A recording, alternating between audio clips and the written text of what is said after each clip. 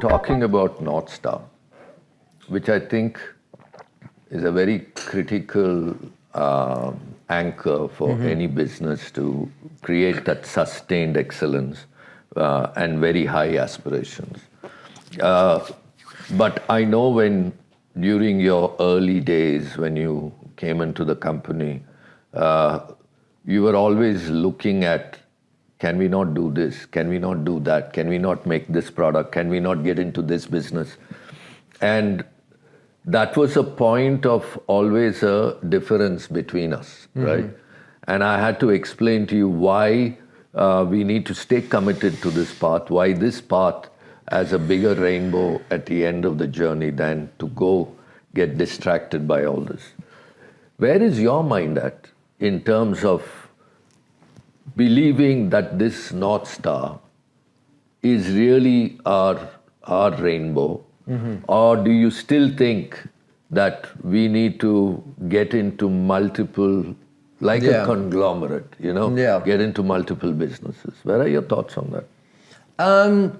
I think it's a balance. And I think in order to effectively talk through this, we need to elaborate a little bit on our North Star, right? So our North Star is to be a leader in the compressed air business. Why does it make sense? Structurally, it's a very profitable business. You make money on the upfront equipment. You make money on the aftermarket. There is accessing global markets is relatively easier. You don't have regulatory concerns. The same fundamental technology applies. You don't have a lot of specific customer segment risk. So you're not, say for example, tomorrow the textile industry was to go through some tough times, it may not have a disproportionate impact on our business. So these are just a few elements as to why that North Star really makes sense. And I think so, coming to your question on how I feel about having some level of blinders on to pursue that North Star, I think it's a balance. And I say that for a couple of reasons. One is, I do, from the time, from 7 or 8 years ago to now, I feel as if I'm much more data driven in my thinking and a little bit less emotionally driven, right? Because the noise that you hear is, there are all of these tailwinds in India, this sector is growing, you should invest in this, you should consider this, etc. You see this big technology boom, and I think it is natural as a promoter and an aspiring entrepreneur to say, shit, what am I possibly losing out on, right? Are we